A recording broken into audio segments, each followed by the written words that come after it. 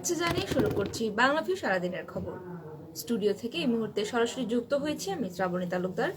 জানিয়ে দেওয়ার চেষ্টা করব সারাদিনের কিছু নির্বাচিত সংবাদ। আজ বুধবার 27 আশ্বিন 1429 বঙ্গাব্দ, 12 অক্টোবর 2022 খ্রিস্টাব্দ। প্রথমে জানিয়ে দেব আমাদের হাতে থাকা নির্বাচিত কিছু সংবাদের শিরোনাম। দুর্ভিক্ষের মুখোমুখি যাতে না হতে হয় সেজন্য প্রস্তুত থাকুন বলেছেন প্রধানমন্ত্রী। সিলেট তামাবিল 4 লেন সড়ক প্রকল্প ভূমি অধিগ্রহণে অনিয়ম। পরিস্থিতি নিয়ন্ত্রণের বাইরে গাইবান্ধা 5 আসনের ভোট বন্ধ। বাড়ানো হচ্ছে না বিদ্যুতের দাম, ঘোষণা আসবে আগামীকাল। এবং সাকিবের লড়াই সত্ত্বেও বাংলাদেশের বড় হার। এতক্ষণ শুনছিলেন আমাদের হাতে থাকা নির্বাচিত কিছু সংবাদের শিরোনাম। এবার জানিয়ে দেব পুরো সংবাদ। রাশিয়া ইউক্রেন যুদ্ধ বা অন্য কোনো কারণে বাংলাদেশ যাতে কখনো দুর্ভিক্ষ কিংবা খাদ্যাভাবের মধ্যে না পড়ে সেজন্য সকলকে সর্বাত্মক প্রচেষ্টা চালানোর আহ্বান জানিয়েছেন প্রধানমন্ত্রী শেখ হাসিনা। তিনি বলেছেন, আমাদের মাটি এবং মানুষ আছে, তাই এখন থেকে আমাদের উদ্যোগ নিতে হবে, প্রস্তুত থাকতে হবে। বাংলাদেশ যাতে কখনো দুর্ভিক্ষ বা খাদ্য সংকটে না পড়ে সেদিকে সকলকেই লক্ষ্য রাখতে হবে এবং খাদ্য উৎপাদন বাড়াতে হবে। আজ সকালে বঙ্গবন্ধু কৃষি পুরস্কার 1425 এবং 1426 প্রদান অনুষ্ঠানে প্রধান অতিথির ভাষণে তিনি এসব কথা বলেন। প্রধানমন্ত্রী শেখ হাসিনা ভিডিও কনফারেন্সের মাধ্যমে গণভবন থেকে রাজধানীর ওসমানী স্মৃতি মিলনায়তনে কৃষি মন্ত্রণালয় আয়োজিত এই অনুষ্ঠানে ভার্চুয়ালি যুক্ত হয়েছিলেন। শেখ হাসিনা দেশের প্রতি ইঞ্চি জমিকে চাষাবাদের আওতায় এনে উৎপাদন বাড়ানোর আহ্বান জানিয়েছেন সকল কৃষককে। বিশ্ববাজারে বিভিন্ন পণ্যের মূল্য বৃদ্ধি এবং পরিবহন ব্যয় অস্বাভাবিক বৃদ্ধির কথা উল্লেখ করে তিনি আমদানি নির্ভরতা কমিয়ে আনার প্রতিও আহ্বান জানিয়েছেন। চলে যাব পরবর্তী সংবাদে। সিলেট তামাবিল মহাসড়ক 4 লেন নির্মাণ প্রকল্পে ডিজিটাল নকশায় সড়কের দুই পাশের ভূমি অধিগ্রহণে বাধা দিচ্ছে একটি প্রভাবশালী চক্র। ডিজিটাল নকশা প্রস্তুত এবং অধিগ্রহণের খসড়া চূড়ান্ত করার পরও নকশাকারী প্রতিষ্ঠানের কর্মকর্তাদের যোগসাজশে সড়কের এক পাশের ভূমি অধিগ্রহণ করার পায়তারা করছে চক্রটি। এতে করে সিলেট তামাবিল মহাসড়কের এক পাশের ভূমি মালিক ও ব্যবসা প্রতিষ্ঠানের মালিকেরা ব্যাপক ক্ষতির সম্মুখীন হচ্ছেন। আজ বুধবার বিকেলে সিলেট জেলা প্রেস ক্লাবে আয়োজিত এক সংবাদ সম্মেলনে সিলেট তামাবিল মহাসড়ক 4 লেন নির্মাণ প্রকল্পে এমন অনিয়মের কথা জানিয়েছেন সদর উপজেলার খাদিমপাড়া সহ আটগাঁও, চুয়াশার এবং বটেশ্বর মৌজার বাসিন্দারা। এই অনিয়মের কারণে মৌলিক অধিকার ক্ষুণ্ণ হবে বলেও উল্লেখ করেছেন তারা। সংবাদ সম্মেলনে লিখিত বক্তব্য দিয়েছেন কয়েকজন এবং এ সময় উপস্থিত ছিলেন গ্রামের প্রায় অর্ধশতাধিক বাসিন্দা। সংবাদ সম্মেলন করে স্থানীয়রা জানিয়েছেন, সিলেট সদর উপজেলার 4 নং খাদিমপাড়া এলাকায় তামাবিল সিলেট সড়ক সেটেলমেন্ট জরিপে এমন রেকর্ডের সময় শুধু উত্তর পাশের প্রশস্ত সম্প্রসারিত করে সেটেলমেন্ট রেকর্ড করা হয়। সরকারের উন্নয়নমূলক কাজের মধ্যে অন্যতম সিলেট তামাবিল সড়ক প্রকল্প বাস্তবায়নের লক্ষ্যে ভূমি অধিগ্রহণ এবং ডিজিটাল নকশা প্রস্তুতের কাজ পায় বেসরকারি সংস্থা সিসিডিবি। এই প্রতিষ্ঠানের কর্মকর্তারা সুরমাগের থেকে বাইপাস পয়েন্ট হয়ে জালালাবাদ ক্যান্টনমেন্টের পূর্ব সীমানা পর্যন্ত শুধু উত্তর পাশের ভূমি অধিগ্রহণের খসড়া অনুমোদন করেছিলেন এবং সবুজ দাগে চিহ্নিত করেছিলেন।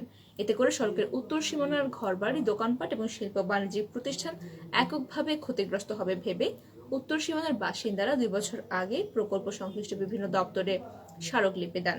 বিষয়টি নজরে আসায় সিসিটিভি কর্তৃপক্ষ পুনরায় প্রকল্পের নকশা সংশোধন করে এবং রাস্তার উভয় পাশে জমি অধিগ্রহণের খসড়া এবং ডিজিটাল নকশা তৈরি করে। কিন্তু সম্প্রতি বিভিন্ন মাধ্যমে জানা যাচ্ছে যে তামাবিল সড়কের শুধু উত্তর পাশের জমি অধিগ্রহণ করা হচ্ছে, কিন্তু স্থানীয় কিছু প্রভাবশালী লোকের প্রভাবে দক্ষিণ পাশের ভূমি অধিগ্রহণ করা হচ্ছে না এবং সংবাদ সম্মেলন করে এই দাবিটি জানিয়েছেন এলাকার সংশ্লিষ্ট মানুষ। চলে যাব পরবর্তী সংবাদে।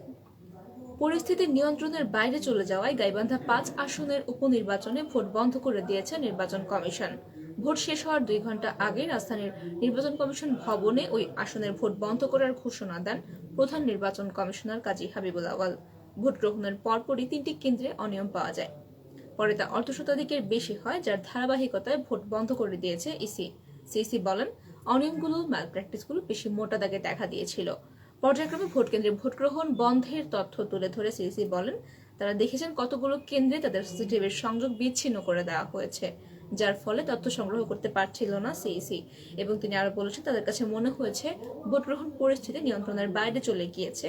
কোনো একটি প্রার্থী বা কোনো একজন প্রার্থী প্রতিদ্বন্দ্বী প্রভাবিত করতে পারছে, তাই নিরপেক্ষভাবে ভোট গ্রহণ হচ্ছে না। ফলে সিইসি ভোট বন্ধ করে দেওয়ার ঘোষণা দিয়েছেন এবং পরবর্তীতে দেখা হবে আইন কানুন মেনে নির্বাচন কমিশন পরবর্তী সিদ্ধান্ত জানাবে।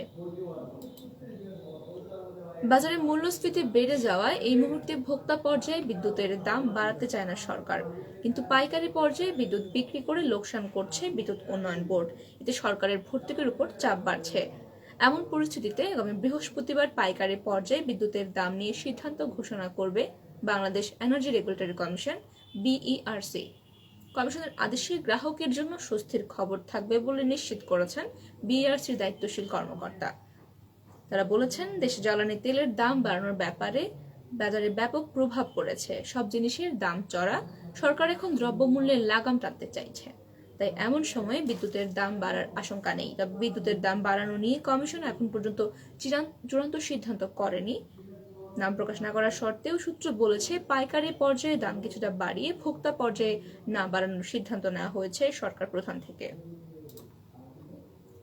এবারে জানিয়ে দিব আমাদের হাতে থাকা সর্বশেষ সংবাদ। ত্রিদেশীয় সিরিজের ফাইনালে খেলতে হলে এই ম্যাচে জয়ের বিকল্প ছিল না বাংলাদেশের। নিউজিল্যান্ডের দেয়া 209 রানের জবাবে ব্যাট করতে নেমে একাই লড়ে গেলেন বাংলাদেশের অধিনায়ক সাকিব আল হাসান। সাকিব করেছেন সেরা 70 রান, কিন্তু পাহাড়সম টার্গেট অতিক্রম করতে পারেনি দলের অন্যরা। 208 রান তাড়ায় সাকিবের দল থামে 20 ওভারে এবং 7 উইকেটে 160 রানেই তারা থেমে যান। বিশ্বকাপের প্রস্তুতি ম্যাচের আগে নিউজিল্যান্ডের মাটিতে আগামীকালই শেষ ম্যাচ বাংলাদেশের। রান তাড়া করতে নেমে বাংলাদেশের শুরুটা খুব একটা ভালো হয়নি। 2 বার জীবন পেয়েও ইনিংস লম্বা করতে পারেননি নাজমুল। অ্যাডাম মিলানের বলে বোল্ড হয়ে 12 বলে 11 রান করে বিদায় নেন বাংলাদেশের এই ওপেনার।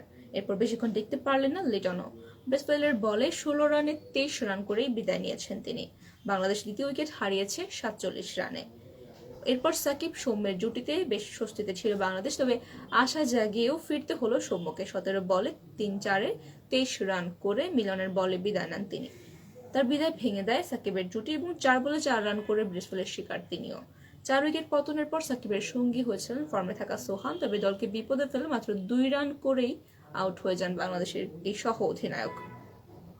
এদিকে ব্যাট হাতে একাই লড়ে গিয়েছেন সাকিব এবং দেখা পেয়েছেন অর্ধশতের, কিন্তু শেষ পর্যন্ত জয় ছিনিয়ে নিতে পারেনি বাংলাদেশিরা। বাংলাদেশের পক্ষে সর্বোচ্চ 2টি উইকেট নেন মোহাম্মদ সাইফুদ্দিন, ইবাদত হোসেন। এছাড়াও 1টি উইকেটের দেখা পেয়েছেন শরীফুল ইসলাম। সুপ্রিয় দর্শক শ্রোতা, আপনারা এতক্ষণ দেখছিলেন বাংলাভিউ সারাদিনের খবর।